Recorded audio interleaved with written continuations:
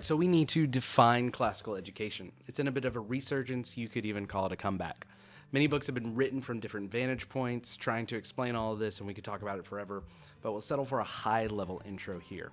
Dr. Chris Perrin gives us a few frames of reference for how to understand classical as a modifier for education. The first is that it came from the classical period of Greece. This is where ancient philosophers were trying to figure out life and asking big questions. So it's classical because the basis of the method came from the classical era. Classical can also refer to the classics, which are the most impactful pieces of output over the course of human history. Art, music, philosophy, literature, all of it. For example, it's said that all of Western science is a footnote on Aristotle until the Enlightenment, and all of medieval and reformational theology is a footnote on Augustine. These historical figures and works have shaped centuries of Western thought. This helps explain why modern classical education emphasizes going back to the original sources, a distinctive referred to as ad fontes. Classical education is a liberal arts education. That means we teach grammar, logic, and rhetoric, the language arts, and we teach the quadrivium, which are arithmetic, geometry, music, and astronomy. These are the mathematical arts. It's classical because this method is about 1,000 years old. The pieces were present in the classical era and in the early church history, but the medieval scholars formalized and gave structure to the liberal arts to create the free thinker. The liberal arts and modern classical education are engaged in unique ways as students develop. These emphases are why we call our schools grammar, logic, and rhetoric. The opposite of classical education would be progressive education. Much can be said here, but I don't think we need to go farther than to say that the difference is authority. Classical education sees the received tradition as authoritative.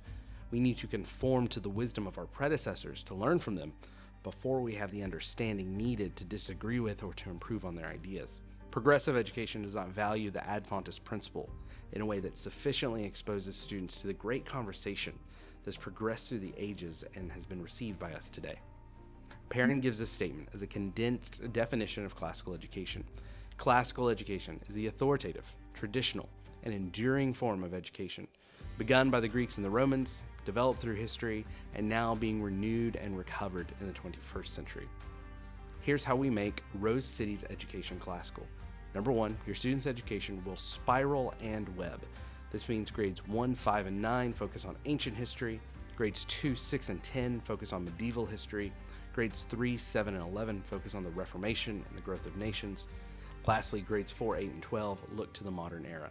This is designed so that students are exposed to the events, the ideas that led up to and came from those events, the literature and philosophy surrounding all of them, and then they're challenged to understand the relationship between the facts of history.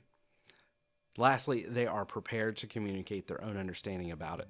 They're able to do this because they've done the reading. And the second implication is that your child will do a lot of reading, and of primary sources as much as possible. For example, the first grader may have a condensed version of the Iliad or the Odyssey read to him. Then he'll read the children's Homer in 5th grade, and the same student in 9th grade will read Homer's original works. By spiraling the information this way, our goal is to make sure that they understand history as a timeline, but also see literature and ideas from those particular eras as familiar acquaintances. The last implication is that your child will write papers often. We prepare students through years of sentence diagramming, Latin, and logic courses to make them clear thinkers and effective communicators. The final stage of a student's classical education requires them to produce and defend a thesis. This is a 15 to 20 page paper that reflects the student's ability to synthesize new ideas and applications based on ancient wisdom. I hope this has been a helpful video to clarify the ideas and the outworking of classical education. We'll see you in the next one.